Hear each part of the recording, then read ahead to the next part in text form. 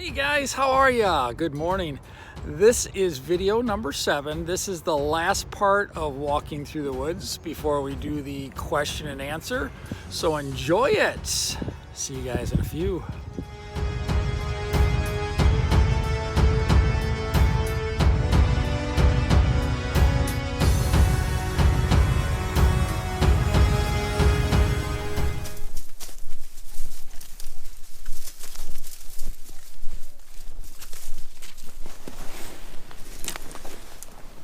Starting to warm up now. I bet you some of you guys are overdressed.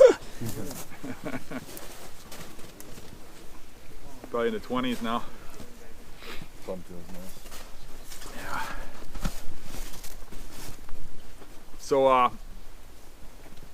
there was one time when I wanted to hunt this whole marsh with a gun. And I wanted to come through and I wanted to do all the primary beddings in the cattails. And I came in from Frolic Road and I was going to walk. I had a spot I was going to cross the river, come through here and weave around and go back to my house and then make a whole day out of it, like an 8-mile trek. And I got home and my back tag was missing. It was back when we used to have a back tag. And it was in earn a buck years, so you had to earn a buck and you got a tag. And all those tags were in that backpack, or the back tag. So as you can imagine, I was dead tired after that. But I made a mission, I was going to get that back tag back the next day. And I was pretty sure I had it on when I crossed the river, so I thought it was in this section. So I came back in here and with my kid, and we parked in the parking lot where we parked today. Came out here and we went up and down the trails we thought I walked, and we never found it. We were out here till dark. And just dead from 2 days of walking this stuff. And we come out, walk all the way back to the truck, and now it's after dark. And somewhere out here are my truck keys, my toolbox keys, my house keys.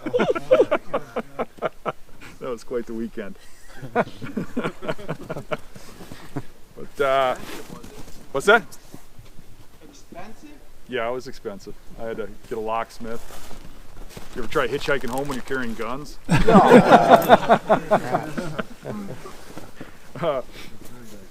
We used to access from that fallen tree right there, but I kept going through. It was really shaky, and I kept going through to my armpits. But that's where the deer trail went through. So at some point about 10 years ago, I connected this to that trail, and this became the primary trail. I use this tree as my marker. And this trail just stays here forever. Even cattails die, the new ones grow. The animals just keep using this and keeping it open, even though I only use it once a year, every other year or something. This is the area I was talking about where the water gets really deep out here, but the deer still go out there, especially the big stuff.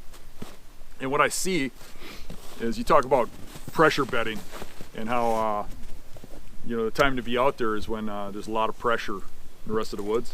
And that's true to some degree. But big bucks I see out there all year. What I see is when there's a heavy pressure, there's a lot of deer out there. But the big ones just seem to be out there all the time. It's like they know that no time is safe, you know? So let's head back.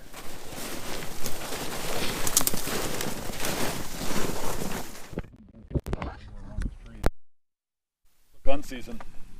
I had a friend of mine go out there to kick that deer out.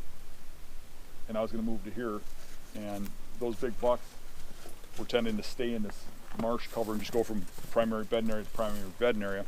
So I figured if he kicked that, it was coming here. And if you notice how there wasn't many cross trails? You get out here, there's networks of trails. They got the 1 or 2 trails going back to the mainland, but out here there's just networks of them. So I got a tree over here that I just like to gun hunt in. We'll look at it when we get over there, but I came out here to do that, and it was a really cold day.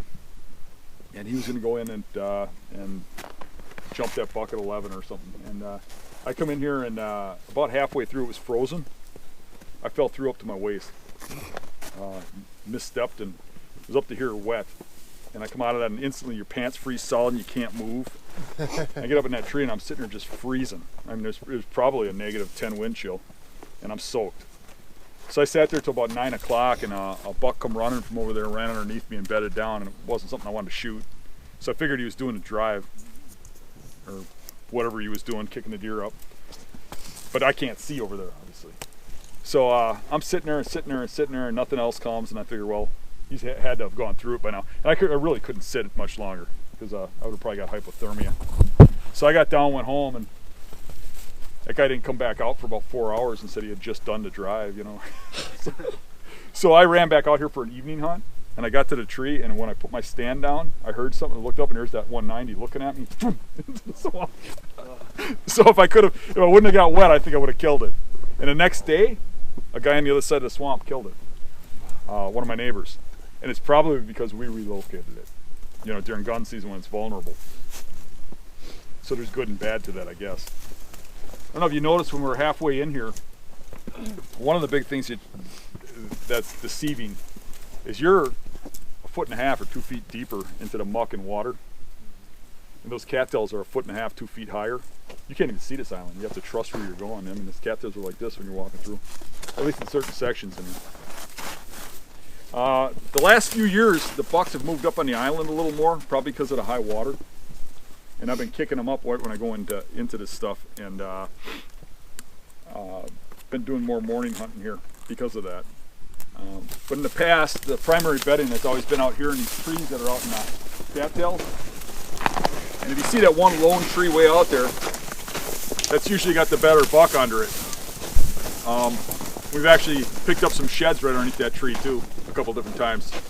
And the bed's been used so many times it's worn out to a huge circle because he keeps moving around, or whatever's laying there moves around to get to the wind side, and it's just the bed just keeps getting bigger and bigger and bigger. It's kind of cool, but you won't see too many rubs right there because there's only one tree, right? But they're staging onto this island, as you'll see as we move up. So that's at least a 3-year-old deer, maybe even 4 if he's sinking into this stuff a little bit when it's not frozen. But you see other deer are rubbing it too down lower, younger deer. This is where I was kicking that buck up. You know, I'd come on here and he'd jump up out of this stuff right back in here, and you can see the bigger rubs in there. Even that patch of rubs, you can see different heights on them from different bucks. But he'd get up here and trot across the island. On one of the hunts, he got up in front of me and trotted across the island. I had the wind in my favor, so I just sat still. And it looked like it was at least a solid 150. So I let him go through and into the bedding area, and I noticed when he got in there, he just quit running and you quit hearing him. So I knew he laid down somewhere. So I just went up this tree over here real quietly and sat there. And right at dark, he came back in. And the wind was in my favor. I think he got a thermal or something because he got under that tree and was just about to step out. I was just about to draw the bow, and he turned around and blew and ran into the cattails.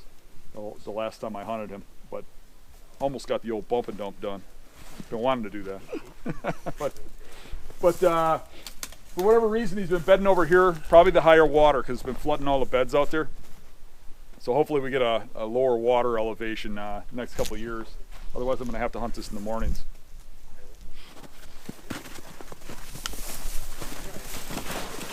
I was in that tree with Rat Slayer, my kid, and a really nice buck got up there, and I really wanted him to shoot it, but he couldn't see nothing but antlers where I was a little higher than him. And we ended up letting it leave, and I was hoping it would come closer, but it ended up going that way.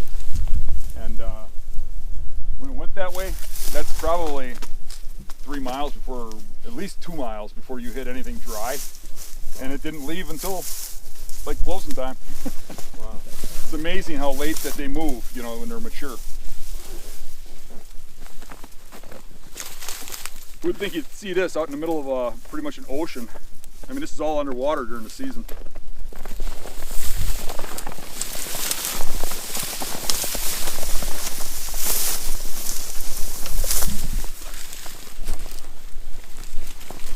So for this spot, this is probably one of the best beds that's out here.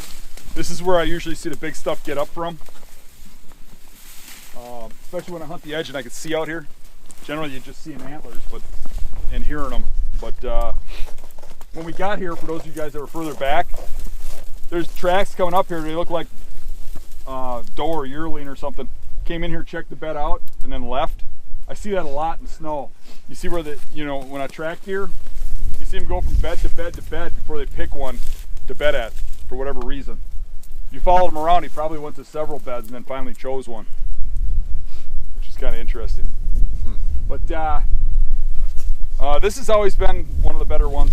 I've actually picked up sheds right out of this bed on a couple of different occasions. We even did it on a workshop once. There was a big 6-point shed laying here one time when we walked up here. But I doubt too many other people get out here. Probably just me. If somebody does get out here to get on the island, they don't walk out in the cattails. So that pretty much wraps this section up. And what we're going to do is we're going to walk back to the mainland, sit down, and then we're going to go over what we learned today and take some final questions and comments and discuss this. So if that's it, let's just head back. When you're out here, do you see a lot of other deer or just mostly mature deer? Out here I see more mature deer than normal areas, but I still see probably 3 out of 4 deer aren't mature. But you know, 1 in 4 is pretty good odds of big stuff, right? You probably see less deer unless it's right after pressure. Like the time you see the most deer out in these cattails is when ducks are being hunted there and pheasants are being hunted over there. There's probably more pheasant hunters and duck hunters out here than there are deer hunters. And they put pressure on all the water. Like that island's in, you know, got duck blinds on it. When there's a river here, they hunt right in the river for ducks. This has got ducks all around this. There's a huge lake right here. It's got duck hunters all the way around it. And everything on the edge, all the fields and stuff, they release pheasants and pheasant hunters hunt. So they're pushing all the brush piles and stuff, and they're pushing all the water edge. So that in between stuff gets real heavy with deer. But the big stuff I see out here all year. All right, let's head back.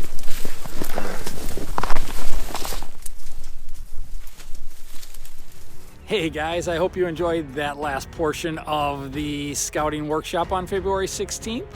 Only part that is left is when we sat down with Dan at the end out in the woods and kind of went over what we learned during the scouting trip and how we're going to apply it in the upcoming seasons. So let me know what your thoughts are on how you think I should do that portion of it, or if I should do that portion of it. So let me know your thoughts. Don't forget to hit that subscribe button down in the bottom. And thank you for supporting and watching these videos and supporting my channel. Thank you very much. And I'll see you guys later. Bye-bye. Have an awesome day.